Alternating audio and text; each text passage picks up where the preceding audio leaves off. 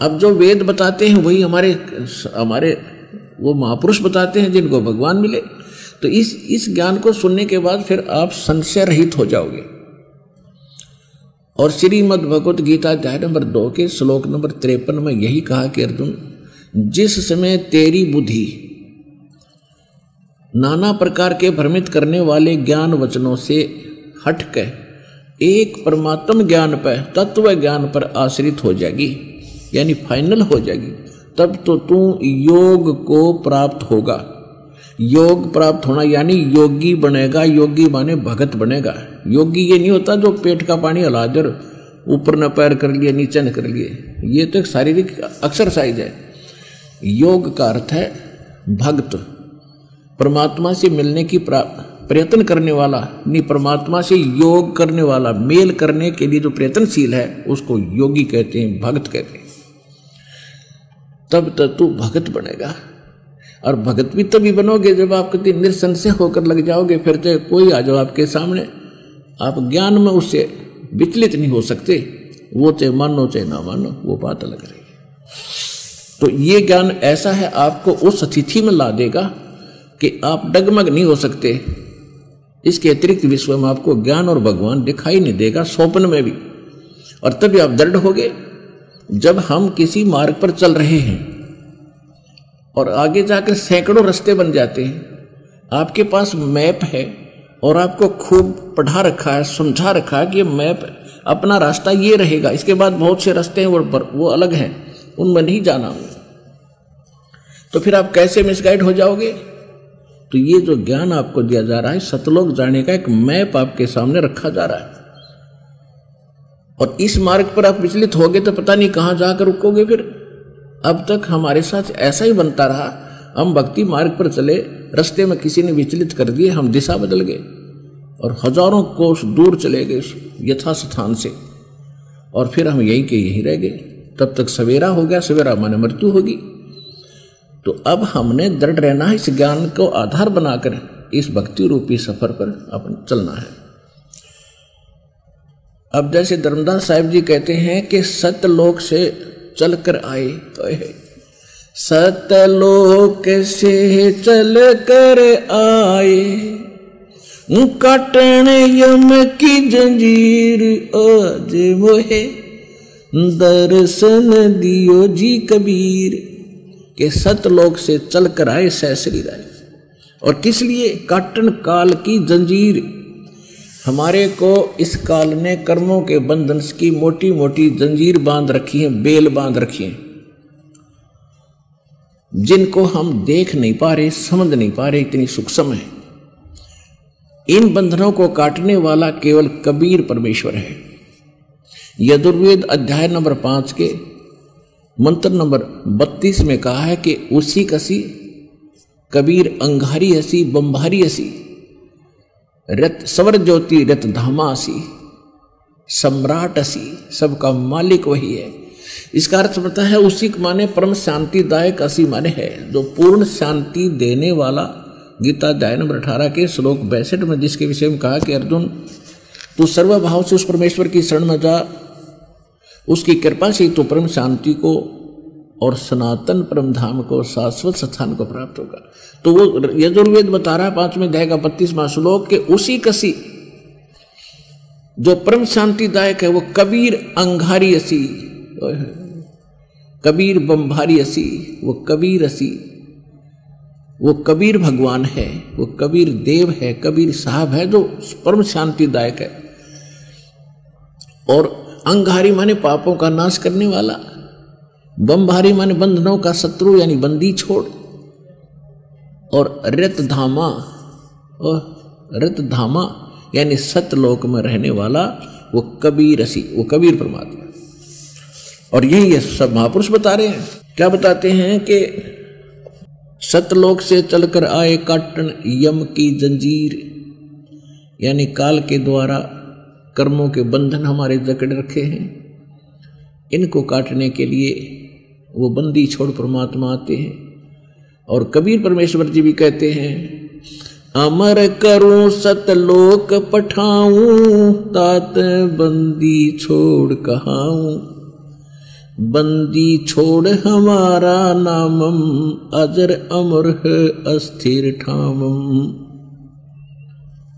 अमर करूंगा और सतलोक भेज दूंगा तुम्हारे को। सतलोक हम तभी जाएंगे जब हमारे सब कर्मों का नाश हो जाएगा, वो काट दिए जाएंगे। तो परमात्मा कहते अमर करूं सतलोक पठाऊं, सतलोक भेजूंगा, तात बंदी छोड़ कहां हूं, इसलिए मैं बंदी छोड़ कहलाता हूं। बंदी छोड़ हमारा नामम, अजर अमर है अस्थिर ठामम। हमारा बंदी छोड़ नाम है और हमारा स्थान वो अजर और अमर है, वो शाश्वत स्थान है, सत्यलोक है। उसके बाद परमात्मा बहुत से महापुरुषों को मिले, आदरणीय मुलुकदास साहिब जी को मिले। इनकी छोटी सी घटना वो सुना भी देता हूं आपको। परमात्मा की लीला में है कि आप सुना रहे हैं दास साहब को। परमात्मा के विधान में भी लिखा है, वेदों में भी लिखा है, परमात्मा की वाणी में भी लिखा है कि वो परमात्मा आते हैं, अच्छी आत्माओं को मिलते हैं, खोजते फिरते हैं। कबीर साहब कहते हैं गोता मारूं स्वर्ग में और जा बैठूं पाताल। और प्यारी आत्मा गरीबदास जी को समझा रहे हैं, गरीबदास में खोजता फिरूं अपने हीरे मोती लाल। अपनी अच्छी आत्माओं को खोज रहा हूं, मेरे लाल हैं, बिखर गए दरिया में, संसार रूपी दरिया में गिर गए, इनको निकालने के लिए गोते लगा रहा हूं। कभी स्वर्ग में जाता हूं, कभी पाताल जाता हूं, कभी पृथ्वी पर आता हूं। तो ऐसे खोजते खोजते परमात्मा कोई ना कोई कारण बनाते हैं। सौ छल सीधर मैं करूं अपने जन के काज। जब परमात्मा आते हैं, एक अच्छे भक्त और संत का रोल भी वही करते। एक समय परमात्मा कबीर भगवान जी जब प्रगट थे, एक साधु रूप बना के साधु रूप में रहते थे। भक्त आमंत्रित करते थे, महाराज हमारे घर आना, महाराज हमारे घर आना। तो घर घर जा जा के परमात्मा ने कुछ आत्माओं को दृढ़ किया, उनको परिपूर्ण की, उनको भक्ति यानी पुनः से पुनर्चार्ज किया ताकि इनको सुख मिलते रहे। जब तक भक्ति युग आना था, इस युग तक आपको परमात्मा कहीं ना कोई कारण बना के आप में धार्मिकता रख के बनाए रखने के लिए सौ कार्य किए हैं ताकि आप में भगवान की चाह विद्यमान रहे। इस कारण से वो घरों में जाते थे, घर में जाकर के 2-2, 3-3 दिन एक घर में समझाते थे, सब बच्चों को लाइन पर लगाते थे जो अच्छी विशेष आत्माएं होती हैं उनके लिए। तो मलुकदास एक किसान थे बहुत बड़े, लेकिन वो खत्री जाति से, अरोड़ा जाति से थे और गांव के नंबरदार थे। एक समय परमात्मा उन्हीं के गांव के अंदर भक्तों के यहाँ सत्संग करने गए हुए थे। अब 5-7 घर थे, उसमें उन भगवान के भक्त एक दिन किसी के घर भगवान का भोजन बना, भंडारा बना, सत्संग हुआ। दूसरे दिन दूसरे के घर पे हुआ, तीसरे दिन तीसरे के घर पे हुआ। ऐसे भंडारे हो रहे थे। जब गुरुजी आते हैं तो भक्त अपनी विशेष श्रद्धा के साथ भोजन, खीर, हलवा तैयार करते हैं। अब उस मलुकदास चौधरी को किसी ने बता दिया कि चौधरी साहब गांव में एक ठग आया हुआ है और इन भोले ग्रामीणों को लूट रहा है, बढ़िया माल खाता है, खीर बनवाता है, हलवे खाता है और चलते समय दक्षिणा ले जाता है। इनको कंगाल कर रहा है, वो ढोंगी और पाखंडी है। मलुकदास अच्छी आत्मा के व्यक्ति थे। उन्होंने कहा भी ठीक है, देखेंगे, साधु संत ऐसे नहीं होते। फिर भी वो बार बार कहने से उनके मन में कोई दोष आया तो वो घूमने के लिए गया हुआ था सुबह सुबह। तो वो निकला जिस गली से, उसी गली में भगत का घर था। मुलुकदास का आना होया और उधर से हलवे में का छौंक लाना होया। पार्टी महक दूर तक। मुलुकदास ने पूछा झांक का, भाई क्या हो रहा है, कैसे हलवे बन रहे तुम्हारे भक्तों? उन्होंने कहा जी हमारे गुरुजी आए हैं, हम भंडारा कर रहे हैं, आप भी आइयो चौधरी साहब। वो तब तो चला गया भाई। अगले दिन दूसरी गली से गया, उसमें फिर ऐसे हलवे की पात डली, वो मैं कही उसने चोकर दे गया। आखिर में उस पर नहीं रहा गया, अभी तो रोज कई दिन हो गए यहीं रुक रहा है, आज इसने समझा देता हूं और भगा देता हूं। लेकिन फिर भी भक्त श्रद्धा, पिछले संस्कार अच्छे होते हैं, साधु संतों से जल्दी सी अच्छी आत्मा अभद्र व्यवहार नहीं करते। फिर भी उसने जाके राम राम किया। परमात्मा ने कहा आओ जी, राम राम भाई।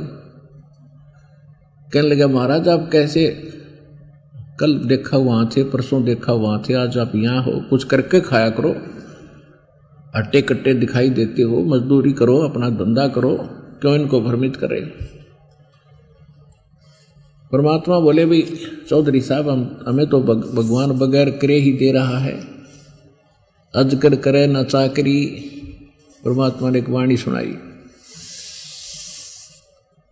तो मुलुकदास ने सोचा सचमुच तो वह ठग्गा आदमी लग गया। फिर भी सभ्यता से कहा कि एक बात बताओ, यदि ये भगवान आपका मुझे बगैर किए खिला दे भोजन, क्या ऐसा संभव हो सकता है? परमात्मा बोले यदि आप दृढ़ विश्वास करोगे तो भगवान सब कुछ कर सकता है। तो कहने लगा आज मुझे यदि तेरे भगवान ने भोजन करा दिया तो मैं आपका चेला, और जे आज मैं भोजन मुझे नहीं करा सका तो आपको अपने खेतों में मजदूर बनाऊंगा। परमात्मा बोले कि मुझे मंजूर है, पर आप ना मुकर जाइयो। हाँ कहते समय पर आप डगमग हो जाओ, अगना मैं पक्का हूं वचन का।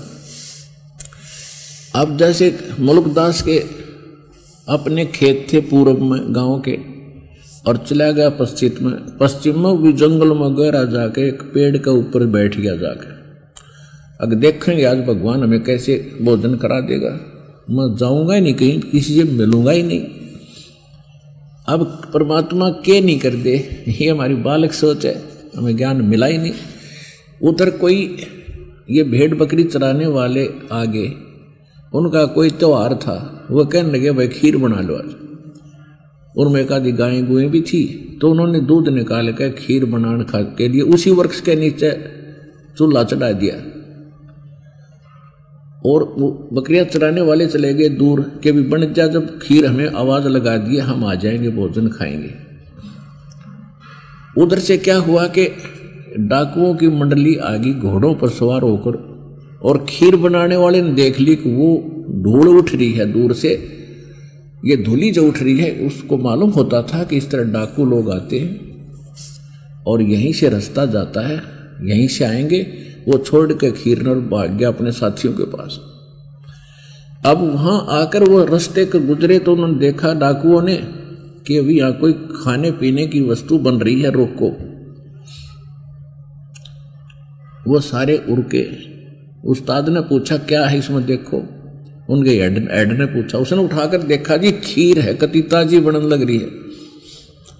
तो सारे उतर लिए घोड़ों पर से, भूख लग रही है, खीर खाओगे पहले। तो उनमें से एक कहने लगा भाई पहले ये देख लो कोई जालसाजी ना हो, इसमें कोई जहर मिला गया विष और सारे मर जाए, पहले किसी पशु पक्षी को खिला के देख लो थोड़ा। तो उन्होंने सोचा भी बनाने वाला डर के भाग कर कहीं छुपा होगा, गया कहाँ होगा। इधर उधर देखा, फिर एक ने देखा कि वो ओछ बैठा ऊपर, उसका कहने लगे वो बैठा ऊपर। तो मुलुकदास चौधरी साहब से कहा उन डाकुओं ने कि भाई नीचे आ जा। अब उसने ना पता था डाकू है नीचे, ये नो बोला ना आऊं, नीचे नहीं आऊं मैं। उन्होंने दिखाई गोली बंदूक, आव है या मारे गोली तेरे।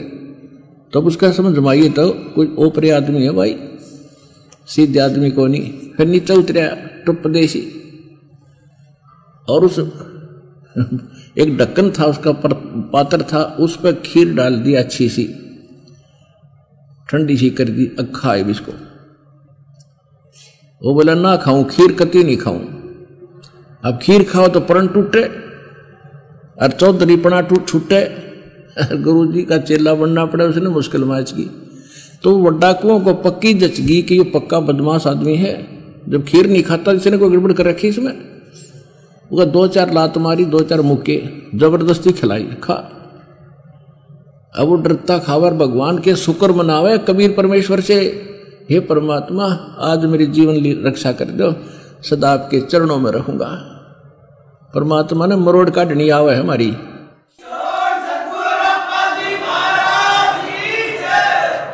अफलातून पाक रहा था बिरान माटी करवाओ, कहते सोचल छिदर मैं करूं अपने जन के काज। वो प्यारी आत्मा थी उनकी, कैसे जान दे नरक में उनको। ये चौधरी बना दो, चौधरी बना दो, 2 दिन का है, मृत्यु के बाद गधा बनाओ चौधरी साहब। खा क्या ये जीवन, हमें पता नहीं, भगवान को मालूम है हमारे भविष्य का, इसलिए वो हमारे लिए भरम रहे हैं, भटक रहे हैं, रे हो रहे हैं। हम बालक हैं, माया की भांग पी के लेट गए थे, कुछ भी हो देखी जाएगी, फिर क्या देखेंगे। अब उन्होंने खूब खिलाया डट के उस टाइम, और बैठ आध घंटे यहीं पर, मरेगा कि जीवेगा जब देखेंगे। जब उसका कुछ एक्शन नहीं हुआ तो फिर उसको कहा भाग तू यहाँ से, और फिर वो नवा खीर ख्यार खाई। अब चौधरी साहब क्योंकि जान बची लाखों पाए, लौट कर बुद्धू घर को आए, सीधा वहीं पहुंचे भगवान के चरणों में रो और नाक रगड़े। परमात्मा बोले चौधरी साहब कि मैं करी भगवान ने सेवा तेरी, सुना। कहने लगा भगवान, हे गुरुजी आपके परमात्मा तो मार मार खीर खिलावे हैं, और आज से मेरा सारा भ्रम मिट गया मालिक। फिर परमात्मा ने उसको ज्ञान सुनाया, तो कहते हैं एक के चोट से धारिया जिन मिलन दाचा, उसी दिन से समर्पित हो गया और सारा ज्ञान समझा। उसके बाद फिर उस महापुरुष ने क्या कहा, जय पोरे मन सतगुरु नाम कबीर, जय पोरे मन परमेश्वर नाम कबीर। जैसे परमात्मा सुनाया करते महिमा, जैसे अन्य जो रामकृष्ण के पुजारी अधिक होते थे और लीला सुनाते थे, कबीर कृष्ण जी बंसुरी बजाते थे, पशु पक्षी भी आसपास आ जाते थे, गोपियां भी घर से भाग कर आ जाती थी।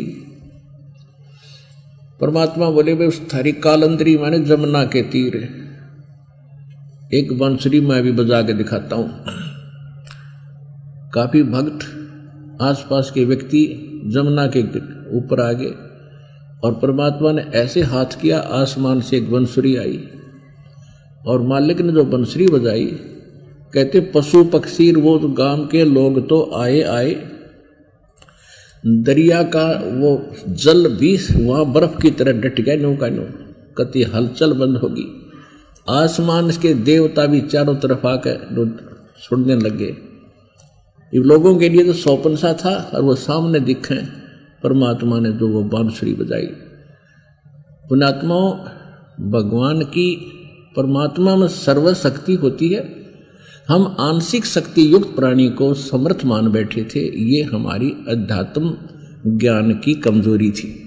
अब वो खत्म हो जाएगी इस तत्व ज्ञान से। तो यहाँ मुल्कदास जी बता रहे हैं, जय पोरे मन परमेश्वर नाम कबीर, जय पोरे मन सतगुरु नाम कबीर। एक समय गुरु बंसुरी बजाई कालंदरी के तीर, एक समय गुरु बंसी बजाई कालंदरी के तीर। सुर नर मुनिजन थकत बहे, वो रुक गया दरिया नीर। जय पोरे मन परमेश्वर नाम कबीर, जय पोरे मन साहिब नाम कबीर। भाई काशी तज गुरु मगहर आए, दोनों दीन के पीर। काशी तज गुरु मगहर आए, दोनों दीन के पीर। कोई गाड़े कोई अग्न जलावे, ढूंढा ना पाया शरीर। जय पोरे मन परमेश्वर नाम कबीर, जपो रे मन परमेश्वर नाम कबीर। चार दाग से सतगुरु न्यारे अजरो अमर शरीर। चार दाग से सतगुरु न्यारे अजरो अमर शरीर। दास मलूक सलूक कहत है खोजो खसम कबीर। जपो रे मन परमेश्वर नाम कबीर। जपो रे मन साहिब नाम कबीर। अब क्या बता रहे हैं कि काशी शहर को छोड़कर परमेश्वर मगहर में जाके, मगहर स्थान से, मगहर एक स्थान है गोरखपुर जिला से, गोरखपुर शहर से 25 किलोमीटर की दूरी पर एक मगहर स्थान है। अब उसमें संत कबीर नगर नाम का एक जिला बन गया अलग से, मालिक के नाम से। उसमें वो मगहर स्थान है। वहाँ का राजा जो नवाब था बिजली खान थे। बिजली खान पठान मुसलमान थे और काशी नगर के राजा थे वीरदेव सिंह बघेल थे। और ये दोनों ही परमात्मा कबीर जी के शिष्य हुए थे। ये शिष्य कैसे हुए थे, थोड़ी सी इनकी घटना सुनाते हैं। एक समय मगहर स्टेट में, मगहर क्षेत्र में, बिजली खां पठान के राज्य में इतना सूखा गिर गया, तराही तराही मच गई, पशु पक्षी मरने लग गए। जितने भी हिंदू धर्म के, क्योंकि हिंदू और मुसलमान मगहर नगर के अंदर 50-50 हैं, पहले भी थे आज भी हैं। हिंदुओं ने अपने जंतर मंत्र सभी यज्ञ हवन कर लिए, साधु संत फकीरों से जंतर मंत्र करवा लिए, कोई बात बनी नहीं। मुसलमानों ने भी अपनी सारी क्रियाएं कर ली, थक गए। अब तो मृत्यु शेष नजर आवत थी। उसी समय किसी ने बता दिया कि काशी शहर के अंदर एक महान पुरुष रहते हैं, कबीर नाम है उनका। यदि वो रजा बख्श देंगे तो वर्षा हो सकती है, तुम्हारा जीवन रक्षा हो सकती है। वीरदेव सिंह बघेल ने 2 नौकर भेज दिए, सैनिक भेज दिए, सिपाही। और किसने, बिजली खां पठान ने 2 सैनिक भेज दिए काशी में। और वीर सिंह बघेल वहाँ का नरेश था, उसके नाम चिट्ठी लिख दी कि आपके शहर में कबीर नाम के कोई महापुरुष है और मैं सैनिक भेज रहा हूँ, कृपया इनके साथ घोड़ों पर बैठा कर उस संत को हमारे यहाँ भेजना। ऐसे ऐसे हमारे ऊपर एक बहुत बड़ी आपत्ति आई है। तो जो ही वीरदेव सिंह बघेल ने वो चिट्ठी पढ़ी, क्योंकि वो शेष हो चुका था परमेश्वर कबीर जी के और वो भगवान के विधान से बहुत सा परिचित हो चुका था, उसने तुरंत चिट्ठी लिखी और सैनिकों से कहा कि चिट्ठी जाकर बिजली खां पठान को दे दो। चिट्ठी में क्या लिखा था कि बिजली खां, आप पूरा क्षेत्र आपका जीवन और मृत्यु से जूझ रहा है और संत को आप ऐसे बुला रहे हो जैसे एक नौकर को बुलाया जाता है। अरे भले पुरुष, कुछ विधान समझो, खुद आकर नाक रगड़ो, सहर्ष स्वीकार करो, आत्मा से पुकार करो, वो प्रसन्न होकर चलेंगे तो कुछ रजा बख्शेंगे। यदि मैं बाई ऑर्डर भेज भी दूंगा और उन्होंने रजा नहीं बख्शी, भले पुरुष, कैसे कल्याण होगा तेरा। तो वो समझ गया तुरंत। उसी समय सेना लेकर 10-20 अपने अंगरक्षक और घोड़े पर सवार होकर तुरंत वहां से चल पड़ा। वीर सिंह बघेल से मिला, वीर सिंह बघेल के साथ फिर वहां गए, परमात्मा के चरणों में दंडवत प्रणाम किया दोनों ने। तब परमेश्वर को उस वीरदेव सिंह बघेल ने परिचय कराया कि महाराज जी, ये बिजली खां पठान नगर स्टेट के यानी रियासत के ये नवाब हैं, इनके ऊपर ऐसी आपत्ति आई है, भाई बता तू अपने मुख से कह। तब उन्हें सारा दुख रोया कि महाराज, कति अंतिम घड़ी में है सब, सारी की सारी जनता और कुछ समय के मेहमान हैं, दया करो, वर्षा नहीं हो रही है, आप रजा बख्शो दाता। परमात्मा बोले भी साधु संत और बहुत है, मैं तो एक मजदूर आदमी हूँ, और ठीक है भगवान की भक्ति जरूर करता हूँ, पर मैं और किसी साधु संतों से भी ट्राई करो। कहने लगे जी हमने सब जगह थक लिए, कोई स्थान नहीं छोड़ा, कोई संत भगत हमने नहीं छोड़ा। वहाँ हिंदू भी हैं, हिंदुओं ने भी अपनी कोशिश कर ली, पर कोई बात नहीं बन पा रही। परमात्मा बोले चलो। अब मालिक बैठकर उनके साथ,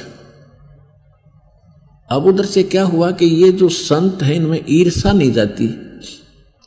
गोरखनाथ ये क्या होते हैं, जितने भी संत पहले अच्छे जो सुप्रसिद्ध थे, ये क्या था, पिछले जन्म के पुण्यकर्मी प्राणी थे, और फिर ये मृत्यु के उपरांत ये पितरलोक में चले जाते हैं, एज ए पितर रहते हैं। तो पिछले संस्कार इनके फिर भी कुछ विद्यमान रहते हैं, और जैसा इंसान इस शरीर में भाव स्वभाव होता है, वैसा ही सूक्ष्म शरीर में स्वभाव तो मन के अंदर है, आत्मा में है। तो इसको पता चला कि ऐसे कोई कबीर नाम का कोई संत आने वाला है, किसको, गोरखनाथ को, और वो अगर उस क्षेत्र में वर्षा करा देगा, क्योंकि गोरखनाथ का गोरखपुर जो स्थान है वहाँ उसका बहुत ज़्यादा प्रभुता रही है, गोरख टीला भी बना हुआ वहाँ पर। तो इसको वहाँ उस पितरलोक में भी चिंता बन गई, इज्जत और बेइज्जती की। और वहाँ से एक साधु रूप बना के, और मगर के बाहर एक छोटा सा तालाब था, खेतों में छोटी सी जोड़ी होती है इस क्षेत्र में, खासकर छोटी सी तलैया बोलते हैं, छोटी जोड़ी कहते हैं हमारे यहाँ, यानी बहुत छोटा तालाब। वो सूखा पड़ा था, उसके किनारे बैठ गया, चमटा गाड़ के, वो त्रिशूल गाड़ के, आसन पद्म लगा के। जब परमात्मा ने देखा कि ये, वो तो जानी जानते, पता था ये कौन है, आम जनता तो नहीं जानती थी। परमात्मा ने कहा कि वीर बिजली खां, घोड़ा रोको रोको रोको, सारे रुके। अरे महापुरुष आए तुम्हारे, आप ही इनसे अर्जी नहीं लगाई तुमने, ये तो पता नहीं क्या करते हैं, ऐसे पहुंचे हुए सद पुरुष है।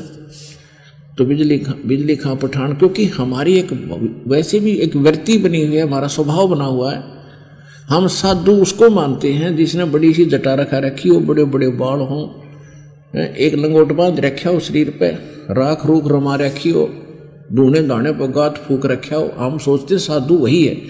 तो परमात्मा ने सोचा था इनका फेर फड़क ना रह जाए, देख लिया था साधु सब ने,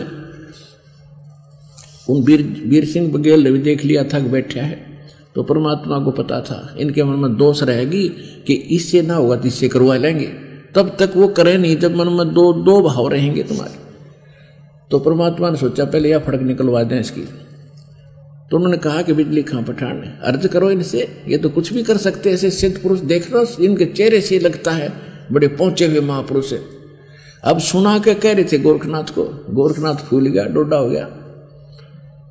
क्यों तक मना संत पाए तो मन ने सरा मेरे को प्रशंसा कर रहे थे।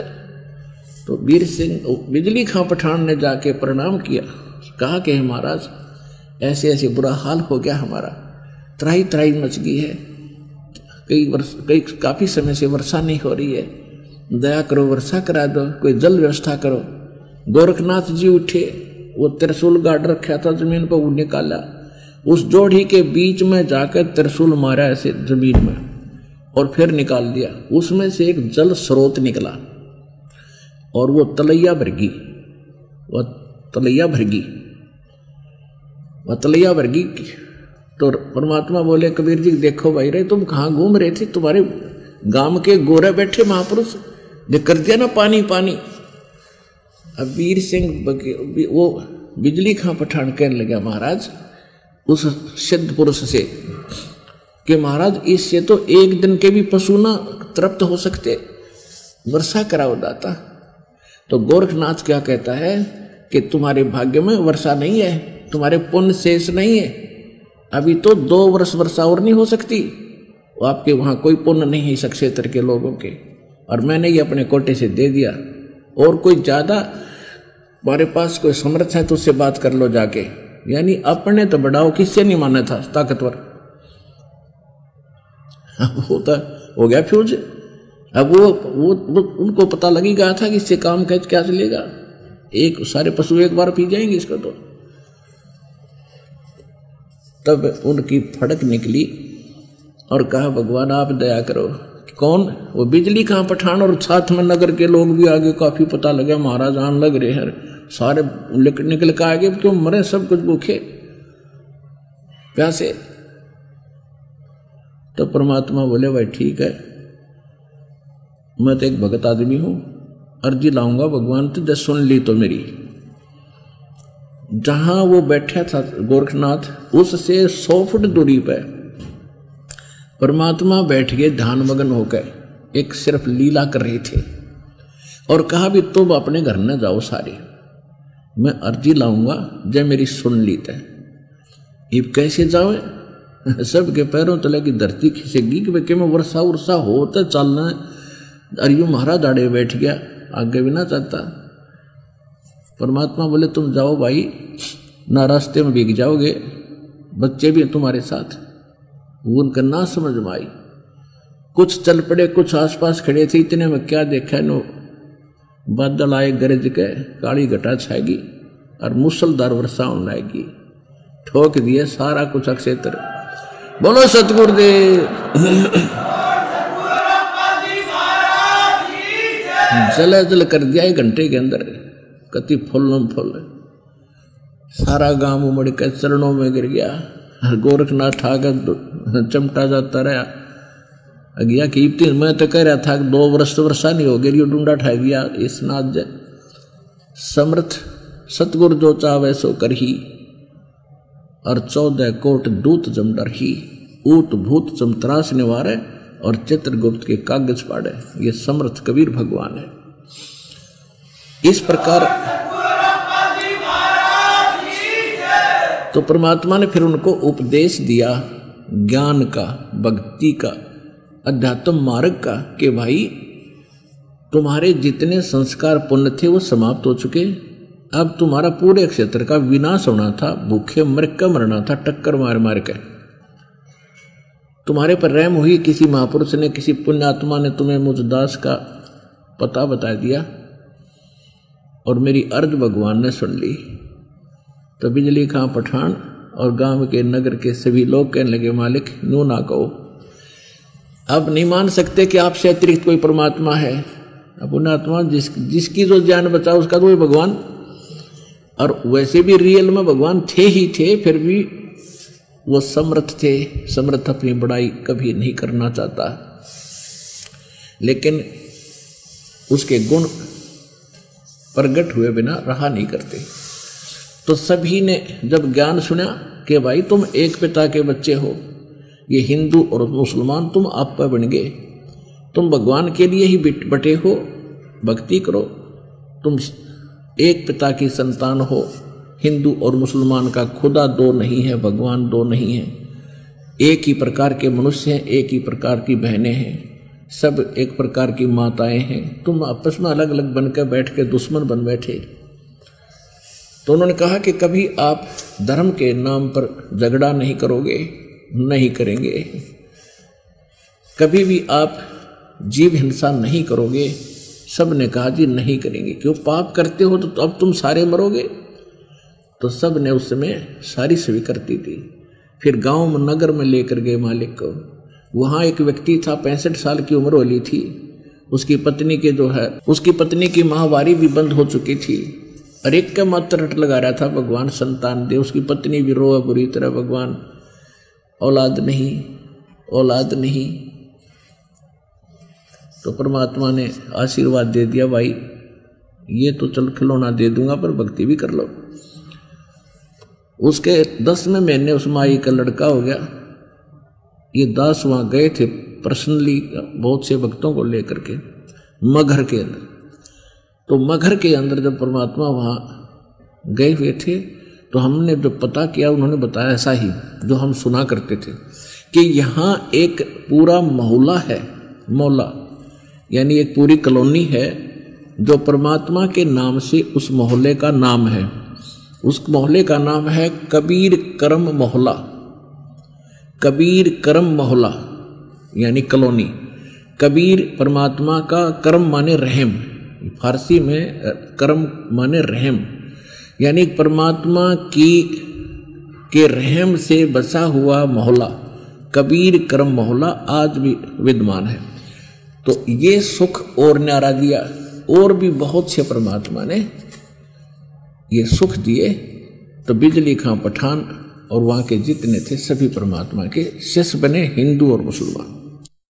तो कहने का भाव यह है कि परमात्मा कबीर जी सभी हिंदू और मुसलमानों को एक सामूहिक शिक्षा दिया करते थे कि भाई न तो आपके काजी आपके ग्रंथ और भगवान से परिचित हैं, और न ही ये हिंदू धर्म के पंडित और ये मंडलेश्वर आचार्य और शंकराचार्य ये ना भगवान के बारे में जानते, ना अपने अध्यात्म सदग्रंथों से भी परिचित नहीं है।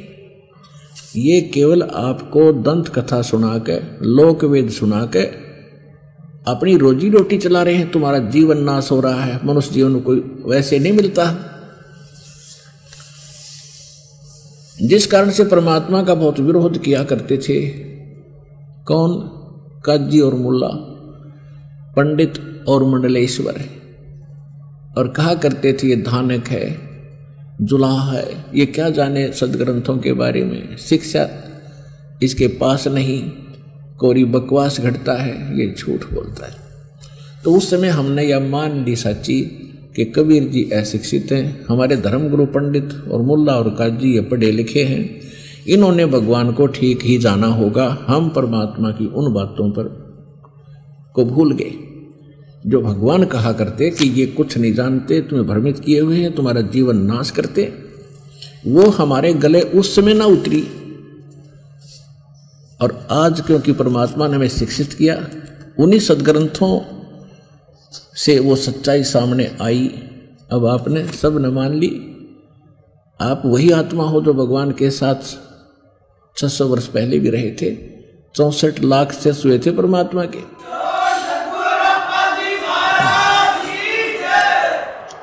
आज से 600 वर्ष पहले जब भगवान आए थे, 120 वर्ष यहाँ प्रचार किया करते थे। ज्ञान गौणता मान्य नहीं करते, क्यों? ज्ञान तो हमारी बुद्धि में आवे नहीं था, क्योंकि हम इस बात से स्लिप कर जाती थी बुद्धि के कबीर जी अशिक्षित है और पंडित लोग शिक्षित हैं, काजी मुल्ला शिक्षित हैं।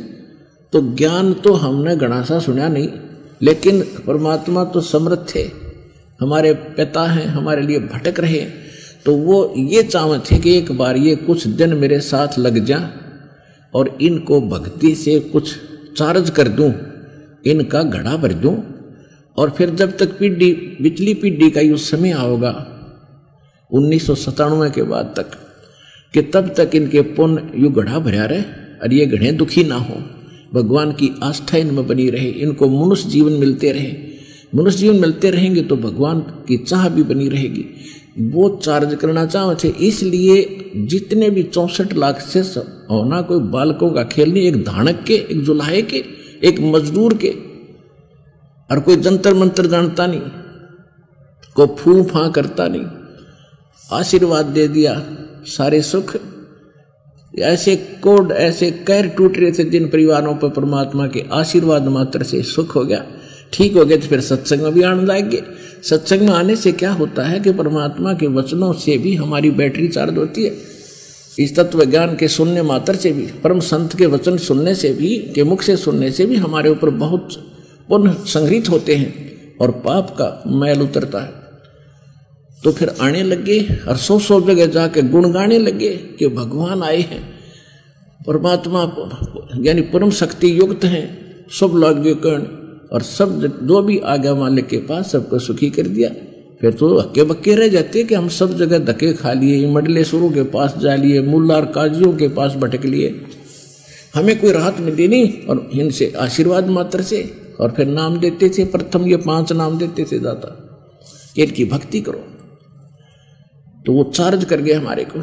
64 लाख से सो गए थे उसमें दाता के।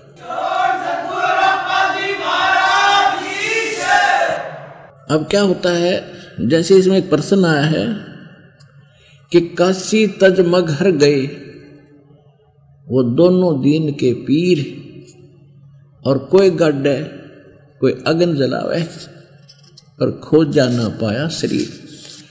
काशी के जो पंडित थे उन्होंने एक ऐसी धारणा फैला रखी थी कि भाई जो काशी में मृत्यु को प्राप्त होगा वो सीधा स्वर्ग जाएगा, और जो मगर मरेगा वो गधा बनेगा।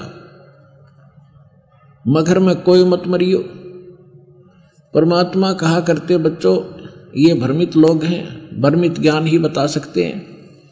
शुभ कर्म करो, अच्छी भक्ति करो, कहीं पर भी मरो, निसंशय होकर मरो, चिंता मत करो। लेकिन वह गला उतरा नहीं थी। तो उनकी जो ये इस तरह की धारणा उन्होंने पैदा की थी कि जो मगर मरेगा वो गधा बनेगा, काशी मरेगा वो स्वर्ग जाएगा। तो हमारे जो हिंदू धर्म के लोग थे, विशेषकर ये बनिए लोग, खासकर ये ज़्यादा परमात्मा की तरफ आकर्षित होते थे। अब तो बिगड़ गई सारी ये कहानी, सभी कौम बिगड़ गई, भक्ति की तरफ अब ध्यान रहा नहीं। तो उस समय इन्होंने क्या सोचा कि भी पिताजी को मरना तो है ही, माता जी को, हम क्यों ना काशी में कुछ दिन इनका कमरा वगैरह धर्मशाला में बुक करा दें, 1 वर्ष 2 वर्ष 6 महीने जितना भी इनका समय है वहाँ पास कर लें और इनकी मृत्यु काशी में हो जाएगी तो स्वर्ग चले जाएंगे। क्योंकि हमारे गुरु जी ने कह रखा है और गुरुओं के ऊपर शेष विश्वास किया ही करते हैं, तो बट नेचुरल है। तो इस उद्देश्य से हिंदू लोगों ने अपने माता पिताओं के लिए काशी की धर्मशालाओं में कमरे बुक करा दिए और वहाँ के मैनेजर को महीने का खर्चा दे दे, उनका खान पीन की व्यवस्था वहाँ करवा दिया। फिर उन धर्म गुरुओं ने सोचा कि क्यों ना हम इनको अपने पास ही रख लें, वो जो धर्मशालाओं में किराया देते हैं वो हमें मिल जाएगा, 2 रोटी हम अपने घर बनाएंगे, उसमें से ये भी खा लेंगे। तो एक एक पंडित जी ने और 6-7 बुढ़े बुढ़िया राख दी लालच में। अब उन्हें फिर समस्या आई, क्योंकि वर्ग तो एक का संभालना मुश्किल हो जाए और वहाँ 6-7 कोई कहीं थूक रहा है, कोई कहीं पेशाब कर रहा है, क्योंकि वर्ग व्यवस्था खूब थी। तो उन पंडित जियाँ के सिर में दर्द हो गया, किया तो बात बिगड़ गई भाई। पैसे के लालच में वो भला मोल ले ली उन्हें। फिर उन्हें क्या तरीका अपनाया कि इसकी इनकी क्यों कर टिकट कट रहे, कैसे पीछा छूटे। तो एक अफवाह और फैला दी कि गंगा के किनारे, गंगा दरिया के किनारे एक आरा लगा दिया। आरा मशीन, लकड़ी काटने का आरा देखा होगा अपना, बड़े बड़े 5-6 फुट का, 7-8 फुट का लंबा होता है। उसकी एक ऐसा स्ट्रक्चर बनाया, एक स्थान बनाया, उसमें ऐसे बना के और उसके एक आरत सी बना दी और उस आरत में आरा ऊपर चला जा, दूर हैंडल लगा दिए उसके 50-20 30 फुट 50 फुट दूर झाड़ बो जड़ा में, और वहाँ से उनका रस्सा बांध लिया, हैंडल रस्से को वहाँ बांध दिया। रस्सा ढीला कर दें और नीचे के रस्से को 1 बार 2 बार ऐसे कर दें, वो गर्दन कट गया। उन्होंने क्या तरीका अपनाया, अफवाह फैला दी कि परमात्मा की तरफ से एक क्रोंत आता है, क्रोंत आरा बोलते हैं इसको, और जिसने जल्दी स्वर्ग जाना हो उसके लिए स्पेशल फीस रख दी 100 रुपये। जिसने जल्दी स्वर्ग जाना है तो उसके लिए भगवान की तरफ से क्रोंत आता है, जो उस क्रोंत से अपनी बलि दे देगा, गर्दन कटा लेगा तो मिनट में स्वर्ग जाएगा। अब वृद्धावस्था में आदमी न सोचा है भगवान के ऊपर पीछा छूटे, कैसे मरूं, मर जाऊं, ठीक ठाक मर जाऊं। अब वो वृद्ध हो ही रहे थे। अब उनके बुढ़ों ने जब यह ज्ञान सुना तो उन बच्चों को कहा, बेटा हमने तो मरना ही है, हम दुखी भी बहुत हो लिए हैं, वृद्ध भी बहुत हो चुके हैं। गुरुजी कह रहे हैं कि ऐसा भगवान की तरफ से कोई ऊपर से क्रोंत आता है स्वर्ग से, और जो उससे अपना कुर्बानी दे देता है वो सीधा स्वर्ग जाता है। 100 रुपये फीस है बेटा, दे दो। अब बच्चों ने सोचा भी माता पिता के लिए क्या बड़ी बात है, 100 रुपये दे दिए। इवन हमारे धर्म गुरुओं ने एक मानस काटने का बूचड़ खाना और खोल दिया, उन्हें क्रोंत ला दिया, एक हत्था खोल दिया, कसाई बना कर करने लगे। अब कई बार क्या होता था, वो रस्सा उलझ जाता। वो क्या करते थे, वो धर्मगुरु एक वहां खड़ा हो जाता, वो आवाज लगाता है, भगवान क्रोंत भेजियो। वो भगवान बैठे दोनों तरफ हुए, वो रस्सा ढीला कर देते और क्रोध कच्च दे आगे काट के और 1 सेकंड में उल्टा कर देते। वो कभी उलझ जाता और ना उसकी गर्दन कटती, बूढ़े ने उठा लेते, भाई अभी आदेश नहीं हुआ भगवान का, कल देखेंगे। तो वो रोया करता है, भगवान मैं ऐसा दुर्भाग्यशाली कि मेरे लिए भगवान की तरफ से क्रोध नहीं आया। अब श्रद्धालु तो सदा से ही शीश देते आए, लेकिन ये संत नकली और डुप्लीकेट हमारा दुरुपयोग करते रहे इस भावना का। तो परमात्मा क्या कहा करते हैं कि ये मूर्ख बना रहे भाई आपको, ये झूठ बोलते हैं और मैं मरूंगा मगर में, और पंडित जी तुम भी आ जाइयो और काजी तुम भी आ जाना भाई, अपने अपने जंतर मंत्र पोथी पत्रे ले आइयो, वहां किस टाइम मरूंगा और किस टाइम मत जाऊंगा और तुम सारे जंतर मंत्र कर दियो, कहाँ जाता है ये बता दियो मगर मरने वाला, अगर तुम ज्यादा ही विद्वान हो। तो परमात्मा ने निर्धारित कर दिया कि उस दिन मैं मगर में शरीर छोड़ूंगा और आजियो पंडित जी तुम भी। उधर से बिजली, ये वीरदेव सिंह बघेल को पता चला क्योंकि वो विशेष थे उनके परमात्मा के, कि हमारे गुरुदेव जो हैं मगर के अंदर अपना प्रस्थान करेंगे, प्रयाण करेंगे। तो बिजली खां पठान और उनके मंत्रियों ने सलाह मशवरा किया कि ये हमारे गुरु हैं, हम हिंदू हैं, और ये मगर के अंदर यदि शरीर छोड़ेंगे तो मुसलमान हमें शरीर नहीं देंगे, क्योंकि वहाँ का राजा नवाब बिजली खां पठान है, वो भी इनका शिष्य है। तो उन्होंने क्या सोचा कि ये मुसलमान तरीके से परमात्मा का अंतिम संस्कार करेंगे तो हमारी बेइज्जती होगी हमारे गुरु की, हम करेंगे हिंदू रीति से, और यदि मुसलमान नहीं मानेंगे तो हम झगड़ा युद्ध करके जबरदस्ती 100 उठा के लाएंगे। ये फैसला करके सेना साथ लेकर बिजली वीरदेव सिंह बघेल भी चल पड़ा। काशी के सब पंडित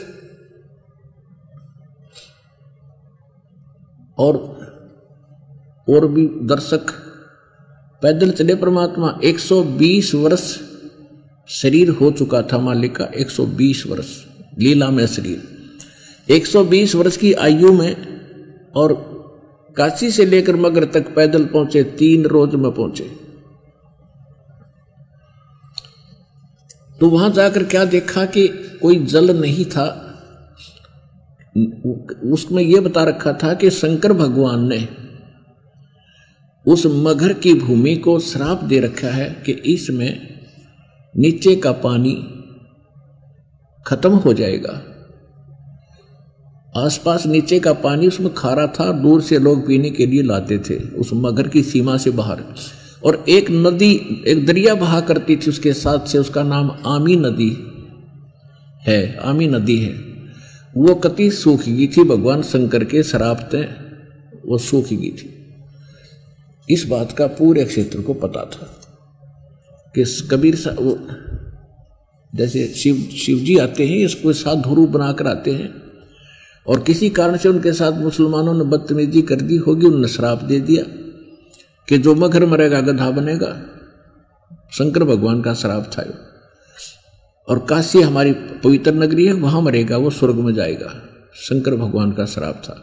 और आमी नदी को भी सुखा दिया कि तुम पानी से भी तरसोगे। इस बात का सबको मालूम था।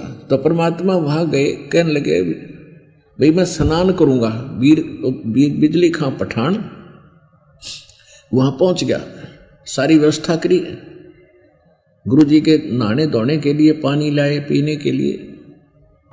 तो परमात्मा कबीर जी ने कहा कि बिजली खां मैं स्नान करके फिर शरीर छोड़ूंगा भाई, पहले नहाऊंगा। बिजली खां कहने लगे जी पानी पर्याप्त जल है, बाहर से मंगा रखा मालिक, यहाँ तो उपलब्ध था नहीं, और सभी के लिए स्नान के लिए तो उपलब्ध हो नहीं सकता, आपके लिए हमने ला रखा है। परमात्मा बोले भी क्यों, क्या बात है, यहाँ जल क्यों नहीं है, कोई दरिया नहीं आसपास? कहने लगे जी दरिया है साथ से ही, लेकिन भगवान शंकर के श्राप से सूख गई है, बहुत दुखी हो गया। परमात्मा बोले पहले उस दरिया पर चलते हैं, देखते हैं उसमें जल है कि नहीं। सबने कहा जी जल है ही नहीं, कोई बात नहीं, आओ मेरे साथ। अब परमात्मा जाकर खड़े हो गए उस दरिया के किनारे, सैकड़ों हजारों की संख्या में दर्शक, गांव वाले और सैनिक। तो परमात्मा ने ऐसे संकेत किया हाथ से, ऐसे किया था थोड़ी सी दूरी पर जैसे बम ब्लास्ट होता है ऐसी आवाज आई और एकदम पानी का फवारा फूटा और वह दरिया देखते देखते किनारों को चाटती हुई बहकर चल पड़ी। बोलो सतगुरुदेव।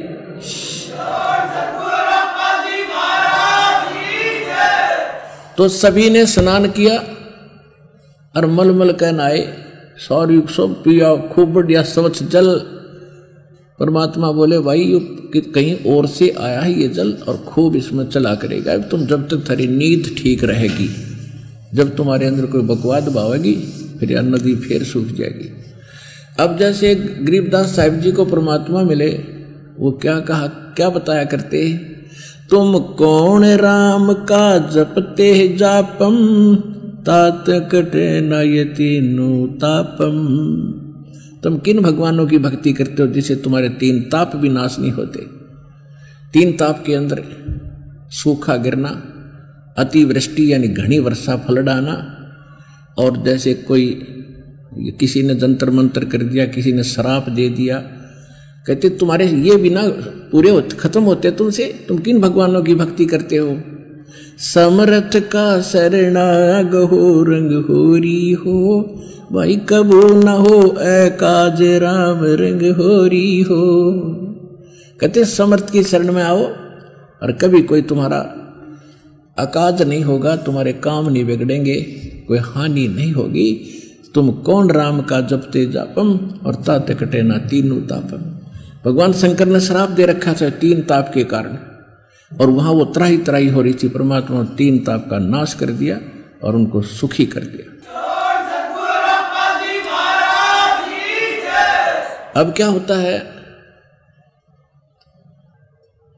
कि परमात्मा ने कहा भी ठीक है, अब मैं शरीर छोड़ूंगा, एक चद्दर नीचे बिछाओ, एक ओढ़ूंगा। तो तुरंत हाजिर कर दी, वो नीचे एक चद्दर बिछा दी और चद्दर के ऊपर 1-1 इंच सुंदर फूल तोड़कर पत्ते बिछा दिए कि गुरुजी लेटेंगे। श्रद्धा से भक्तों ने 1-1 इंच। तब परमात्मा ने कहा कि वीर सिंह रखा जी,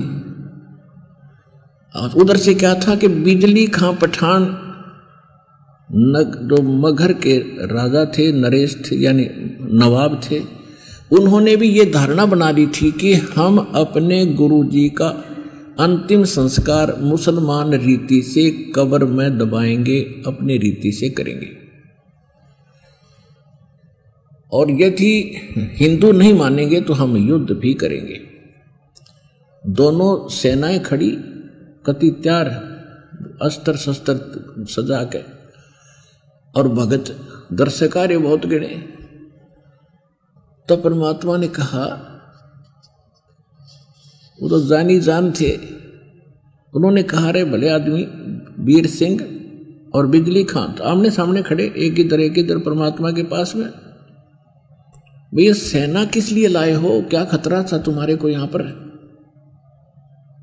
अब वो दोनों राजाओं ने सिर नीचा कर लिया। अब क्या कहें गुरुजी के सामने, हम तो कुछ और सोचे खड़े थे। तब अन्य लोगों ने, जो मुसलमान और हिंदू थे, वो अपने आप बोलने लगे, कहने लगे जी हम सेना इसलिए लाए हैं कि हम आपके शरीर, आपके शव को हिंदू रीति से इसका अंतिम संस्कार करेंगे और काशी नगर में ले जाएंगे। मुसलमान कहने लगे हम इनको बिल्कुल नहीं ले जाने देंगे और हम मुसलमान रीति से अपने गुरुजी के शव का अंतिम संस्कार। तब परमात्मा ने 1 घंटा प्रवचन किए, कहने लगे भले आदमियों, 100 वर्ष 120 वर्ष तक मैंने तुम्हें क्या ज्ञान दिया, आज भी तुम हिंदू और मुसलमान 2 समझते हो, तारी अकल गाम चली गई। अब भले पुरुषों, और खबरदार जब तुमने मेरे शरीर को ऐसे ऐसे किया, तुम एक काम कर लेना, मेरा इस शरीर जो कुछ भी इस पर चदरों के बीच में मिला है, उसको बेटा आधा आधा ले लेना, तुम झगड़ा ना करना, नहीं तो नाश हो जाएगा, कत्लेआम हो जाएंगे। मालूम था कि ग्रह युद्ध छिड़ जाएगा हिंदू और मुसलमानों का। महाभारत से बड़ा कहर होना था। और उस समय के जो जंतर मंत्र पत्रापोथी करने वाले ये बताया करते थे कि इस सन में, इस विक्रमी संवत में एक कहर टूटेगा और बहुत घनी जनहानि होगी। वो ये नहीं बता पा रहे थे होगी किस कारण से, तो वो भी एक निर्धारित काल का जाल और अटैक था। परमात्मा ने वो भी खत्म कराया। एक श्री कृष्ण एक महाभारत निटाल से क्या, जिसको हम भगवान रूप में पूजा करते थे। महाभारत से भी भयंकर युद्ध होना था हिंदू और मुसलमानों का, पूरे भारत में आग लग जानी थी। परमात्मा ने लीला करी कि यदि तुमने झगड़ा किया तो 3 तलाक। वो डर गए, सावधान हो गए, लेकिन मन में सोचवाई थी कि एक बार गुरु जी शरीर छोड़ दें फिर हम देख लेंगे। अब परमात्मा ने एक चादर नीचे बिछाई रखी थी, उस पर लेट गए, ऊपर पर्दा डाल लिया। 5 मिनट के बाद क्या आकाश में से आकाशवाणी हुई कि उठाओ पर्दा, इसमें मिले नहीं मुर्दा। आकाशवाणी देखी कि परमात्मा तो वो जा रहे हैं सह शरीर, उनके शरीर में बहुत तेज था, नूर था। सब देख रहे ऊपर को कि भगवान तो वो जा रहे हैं आकाश में। ओए होए, पर्दा उठाकर देखा तो जितने 100 आकार था उतने सुगंधित फूल थे नीचे, शरीर नहीं था दाता का। बोलो सतगुरुदेव। एक चद्दर हिंदुओं ने ले ली, एक चद्दर मुसलमानों ने ले ली। आधे फूल हिंदुओं ने ले लिए, आधे मुसलमानों ने ले लिए। और हिंदू और मुसलमान आपस में ऐसे सीने से लगकर रो रहे थे और अपने आप को कोस रहे थे कि हम कितने जालिम व्यक्ति हैं। हमने गुरुदेव को अंतिम सांस में भी सुख नहीं दिया और आज भी हम लड़ने मरने को तैयार रहे। अब वो क्या, उनकी आत्मा कैसे शांति पाएगी? और हम पापी हैं, अपराधी हैं। कहाँ तो एक दूसरे को कत्लेआम करना था और कहाँ ऐसे अब मिल कर रो रहे हैं दोनों भक्त, हिंदू और मुसलमान जैसे सगे भाई माता पिता के मरने के बाद विलाप करते हैं गले से लग करके। इसको कहते हैं कबीर समर्थ। सतगुरु जो चावे सो करही, 14 कोट दूत जम डरही, ऊत भूत जम त्रास निवारे, और चित्रगुप्त के कागज पाड़े। तो यहां जो आपने शब्द सुना था, इस एक पंक्ति को, संतों की एक पंक्ति को समझाने के लिए इतने उदाहरण और ये कथा सुनानी पड़ी। एक समय काशी तज गुरु मगहर आए, दोनों दीन के पीर। कोई गड्ढे कोई अग नजर आवे, ढूंढा ना पाया शरीर। जयपुरे मन वो समर्थ नाम कबीर।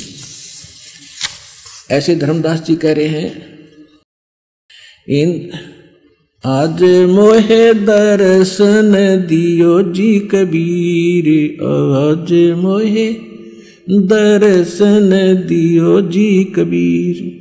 हिंदू के तुम देव कहाए, हिंदू के तुम देव कहाए, मुसलमान के पीर।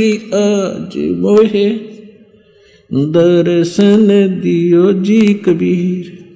दोनों दीन का झगड़ा छिड़ गया, दोनों धर्मों का झगड़ा छिड़ गया। वाटो है ना पाया शरीर, आज मोहे दर्शन दियो जी कबीर।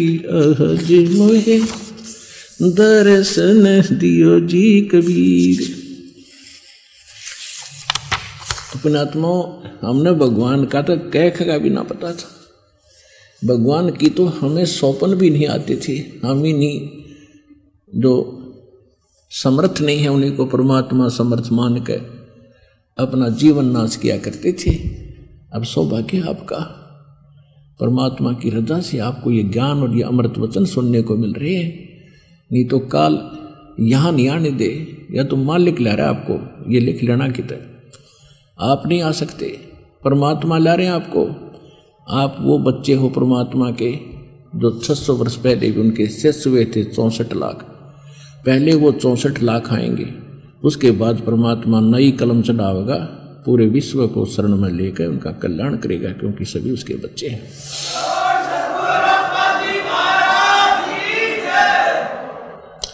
अब जो आज का प्रसंग चला था कि भाई परमात्मा को जानने, पहचानने और अपने अंदर दृढ़ता उत्पन्न करने के लिए हमने कोई ना कोई आधार बनाना पड़ेगा।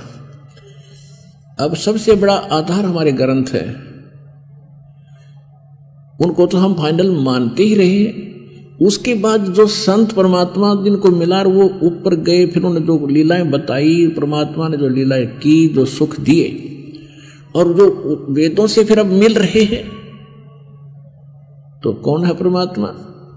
और फिर उन महापुरुषों ने जो भगवान से मिले, भगवान ने उनको कहा भी ऐसे नहीं, अब तो मैं ले आया आपको, सतलोक ले आया हूं और ये तुम देख लो, ये तुम्हारा मूल स्थान है। जितने भी चींटी से लेकर हाथी और ये रंग से लेकर राजा और भूत पितरों से भूतों पितरों से लेकर देवता तक, जितने भी वो 21 ब्रह्मांड में प्राणी हैं, वो सब तुम यहीं रहा करते थे।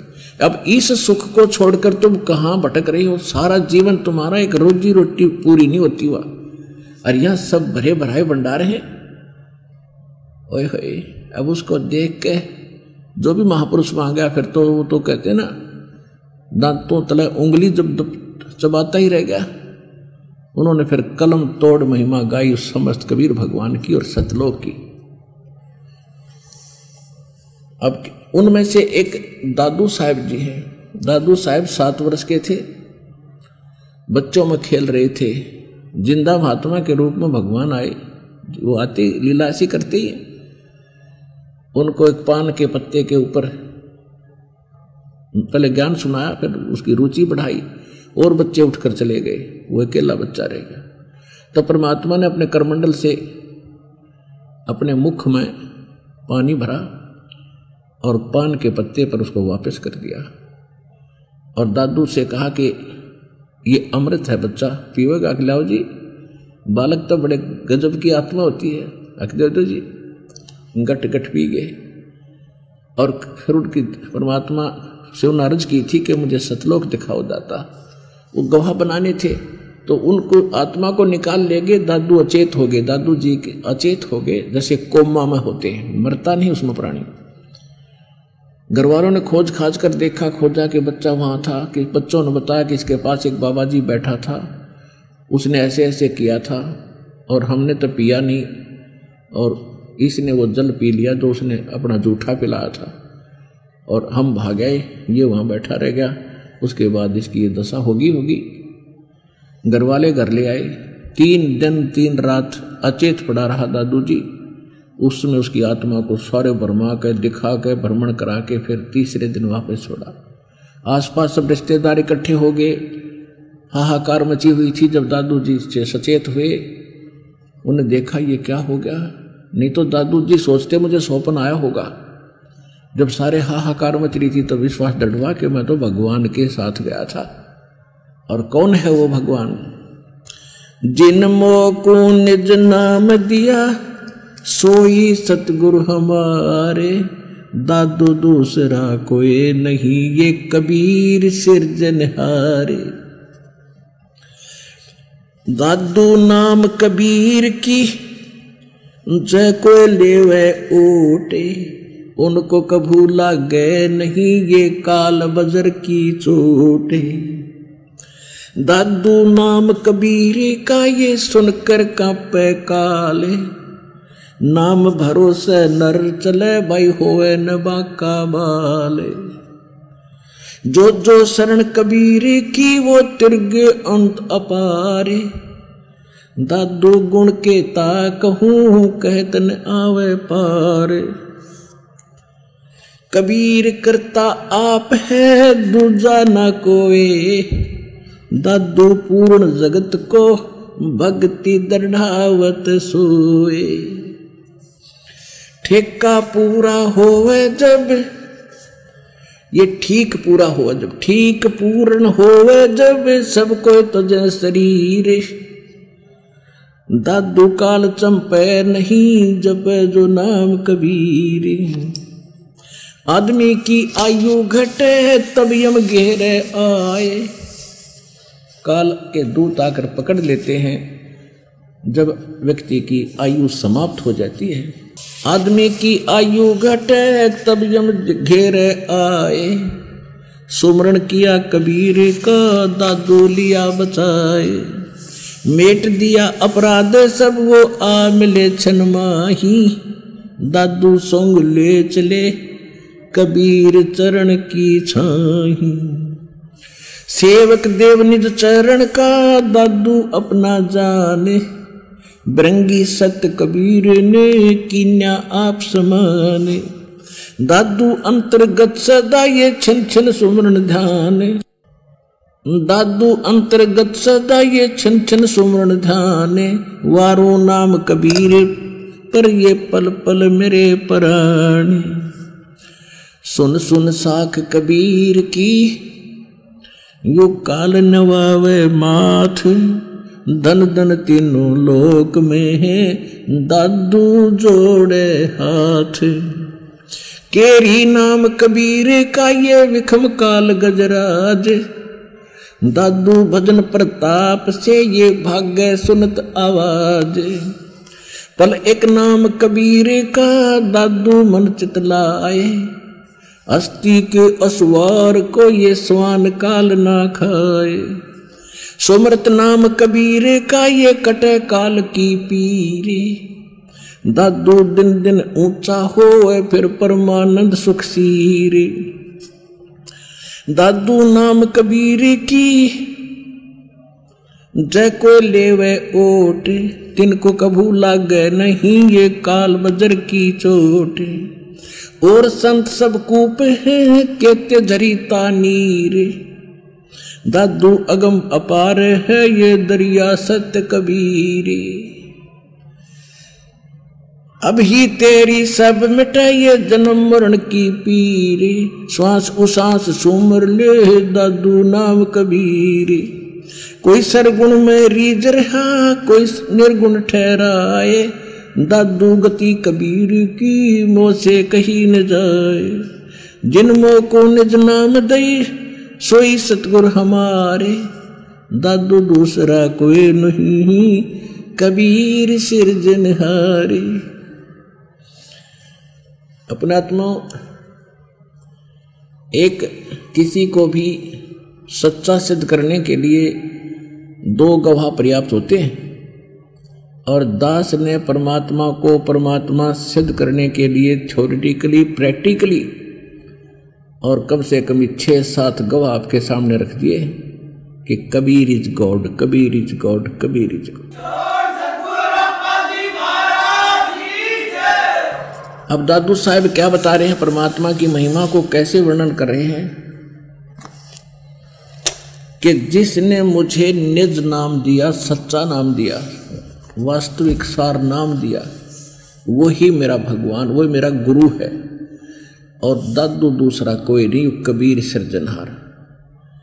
फिर कहते हैं दादू नाम कबीर की जय कोई लेवे ओट, उनको कबू लाग गए नहीं ये काल वज्र की चोट।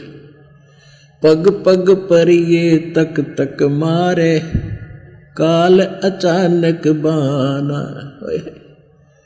कहते हैं ये काल तक तक के पग पग पर पता नहीं के अटैक कर दे किस प्राणी के ऊपर, किसी को अधरंग कर दे, किसी के कुछ कर दे, किसी को एक्सीडेंट दुर्घटना मार दे, कि तब फ्लड ला दे।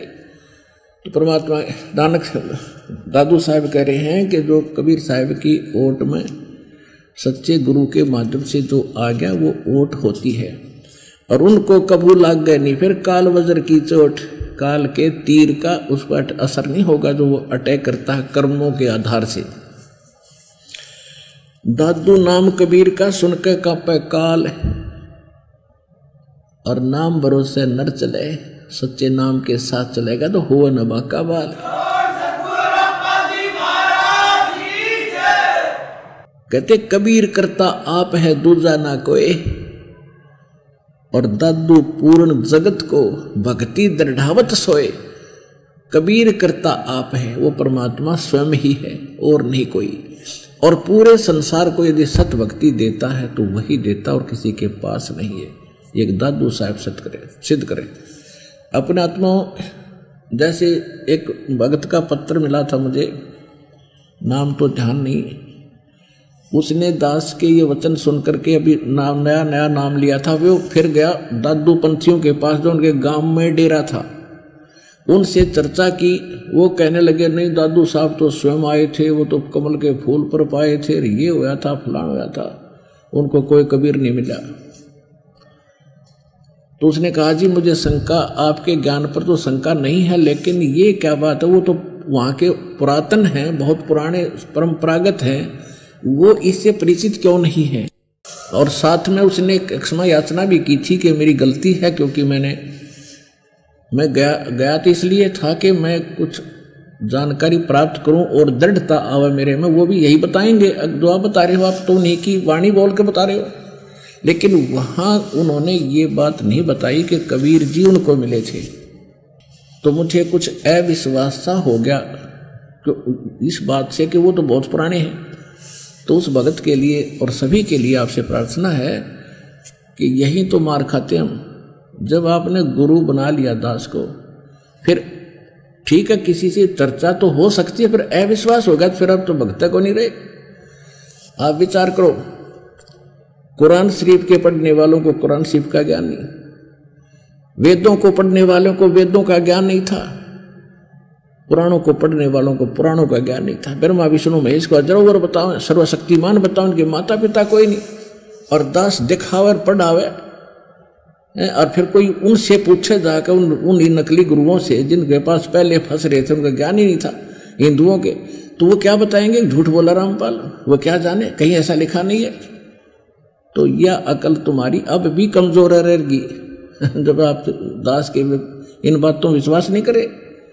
ऐसे ही कबीर पंथियों को कबीर सागर के बारे में, कबीर साहब के बारे में ज्ञान नहीं। एक भक्त भ्रमित होकर के गया पाखंडियों के पास, ज्ञान हमारा समझ चुका था, उसने सोचा कि रामपाल तो अभी नौकरी छोड़कर लग गया नाम नूम देन, कहीं ऐसा ना हो पुराने आश्रम है, परंपरागत महात्मा बैठे हैं, वो तो पूरा ज्ञान से परिपूर्ण पावेंगे।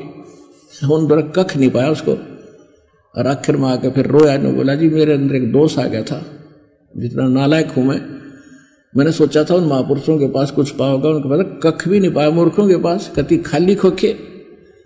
रमा भले आदमी अगर उनके पास कुछ होता तो दास ने क्या जरूरत थी ये संघर्ष करने की, मैं भी उनसे नाम लेकर अपने मोक्ष करा लेता।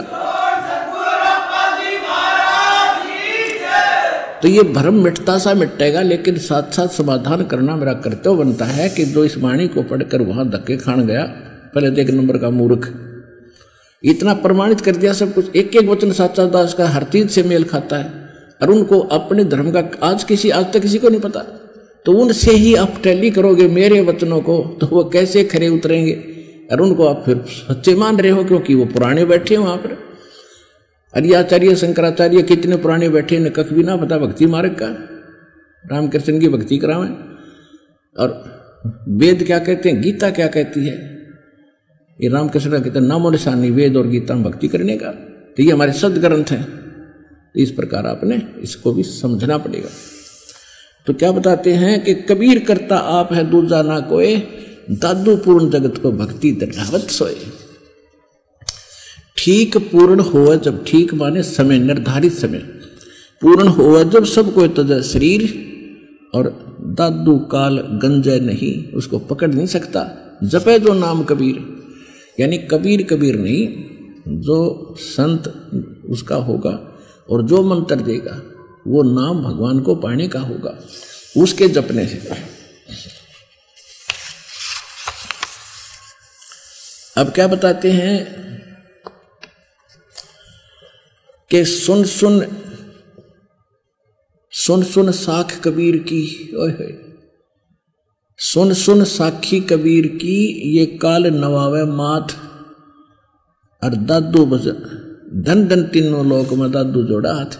अब क्या कह रहे दादू साहब जी कि भगवान कबीर साहब की ये साखी वचन सुनकर काल का भी मस्तक अपने आप झुक जाता है। परमात्मा की महिमा, इस इतना बल है इस वाणी में कि वो काल भी मत्था नीचा कर लेता है, जो मालिक की चर्चा हो रही होती है। और धन धन तीनों लोक में दादू जोड़ा हाथ। फिर कहते केरी नाम कबीर का और विषम काल गजराज, और दादू भजन प्रताप से यो भाग्य सुनता आवाज। अब जैसे परमात्मा ये दादू साहब ये बताना चाहते हैं कि ये काल भी कोई छोटी शक्ति नहीं है। जैसे ये गीता अध्याय नंबर 15 के श्लोक 16, 17, 18 में क्या कहता है कि दो पुरुष हैं, एक सरपुरुष एक अक्षर पुरुष, और इनके अंतर्गत और ये सभी नासवान हैं, जीवात्मा किसी की नहीं मरती। फिर ये कहता है 15वें अध्याय के 17वें श्लोक में कि उत्तम पुरुष तू अन्य परमात्मा इति उदाहरते। यह लोग तरम अवश्य विवृत्ति अवैश्वर है। उत्तम पुरुष तो इन दोनों से कोई और है, सरपुरुष अक्षर पुरुष से। उसके विषय में 8वें अध्याय के 3रे श्लोक में बताया कि वो परम अक्षर ब्रह्म है, जो गीता ज्ञानदाता सैन्य और सुप्रीम पावर है।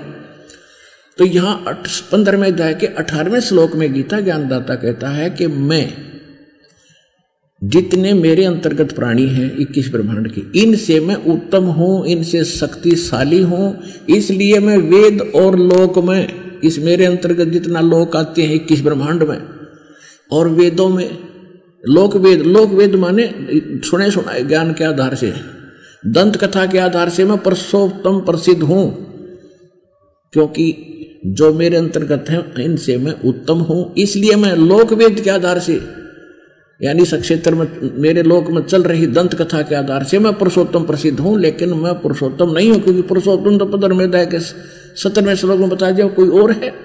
तो यहाँ दादू साहब उसी का सेकंड कर रहे हैं, उसी को बताना चाहते हैं कि केरी नाम कबीर का और बिखम काल गजराज। जैसे एक हाथी होता है, हाथियों का राजा होता है, यहां राजा वही होता है जो बलशाली हो। तो गजराज माने हाथियों का राजा, सबसे शक्तिशाली जो हाथी हो वो तो समझ लो इस काल को। और परमात्मा कबीर साहब की जो भक्ति और शक्ति है उसके नाम को समझ लो केहरी, यानी बब्बर शेर। और जब बब्बर शेर धाड़ मारता है ना, अब तो परिवर्तन होता जा रहा है हर एक चीज में, लेकिन पहले की बातें हैं। जब बब्बर शेर धाड़ मारता है तो कहते हैं वो उनका जो हाथियों का जो झुंड का मुखिया भी इतना भयभीत हो जाता है, लीद कर देता है, टट्टी कर देता वो, और चंगाड़ मार कर भागने की चेष्टा करता वो, सोचा आ गया पाछे थे। तो यहाँ कहते हैं दादू साहब तुलना कर रहे हैं कि केहरी नाम कबीर का और विखम, यानी वो भी खतरनाक है, विखम काल गजराज। और कहते हैं परमात्मा के सच्चे भजन के मंत्र से ऐसे भाजा जैसे शेर की धाड़ के सामने हाथी लीद करता हुआ भाग लेता है।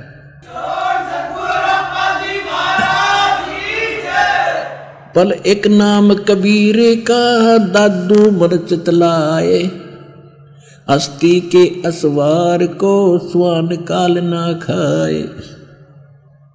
अब दूसरी पंक्ति में, दूसरी वाणी में दादू साहब जी परमात्मा की शरण में आए प्राणी को कितना सुरक्षित सिद्ध करना चाहते हैं कि आप कितने सुरक्षित होगे और काल की इस पहुंच से आप कितने बाहर होगे। जो काल आपके ऊपर अटैक करने थे, कर्मों की मार डालनी थी। जैसे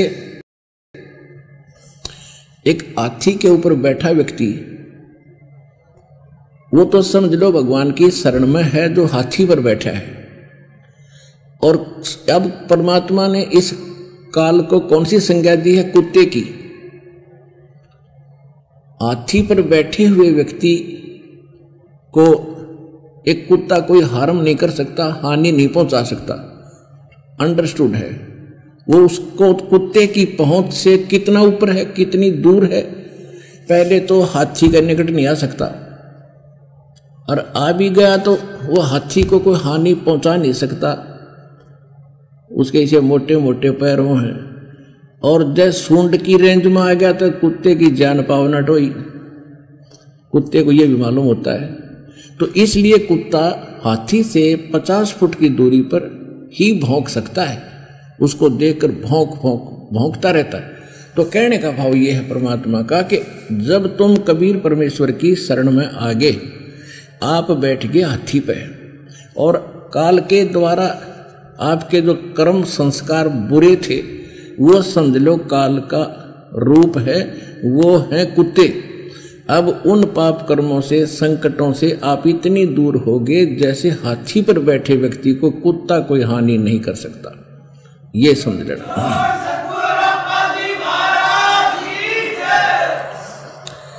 पल एक नाम कबीर का दादू मन चितलाए, अस्थि यानी हाथी के असवार को ये स्वान काल ना खाए। और संत सब कूप हैं ये कहते झरीता नीर, दादू अगम अपार है ये दरिया सत कबीर। अब के देखो कितना अच्छा तुलना की है, आज के सत्संग से भी संबंधित है ये। और संत सब कूप हैं, कूप माने एक कुआ। अब एक कूप से पीने का काम ही चल सकता है, ना सिंचाई बड़ी सी हो सकती है पूरे क्षेत्र की। और कहते झरीता नीर, झरीता माने झरना बह रहा हो पानी, वो थोड़ा सा सीमित सा ही होता, ज्यादा नहीं होता, पर्याप्त नहीं होता। कहते हैं कहते और संत सब कूप हैं, यानी काम चलाओ सी शक्ति उनके पास है, सिद्धि सैद्धि थोड़ी बहुत राहत आपको दे सकते हैं। और कहते झरीता नीर यानी कुछ झरने समझ लो, बस इतने ब्योत से देवी देवताओं का। और दादू अगम अपार है वो दरिया सत कबीर। होय होय। अब जैसे गोरखनाथ जी ने एक तलैया को अपनी सिद्धि शक्ति से, अपने संस्कार से भर दिया, अब उससे तो गांव वाले भी संतुष्ट नहीं हुए, इससे के काम चल है। ये तो कहते हैं ये तो इतनी शक्ति रखते हैं जैसे कुएं का जल हो, उसमें थोड़ा ही काम चले। और दादू अगम अपार है, परमात्मा कबीर जी कहते हैं दादू अगम अपार है दरिया सत कबीर। तो उस दरिया सत कबीर यानी जिसके पास शक्ति का वार पार ना हो, जैसे दरिया के जल का कोई वार पार नहीं होता, ऐसे है वो कबीर भगवान। उन्होंने वहां मगर के अंदर वर्षा का बौछार लगा दी और सबके में बरक दिया और सब ठाठम ठाठ कर दिए। तो ये है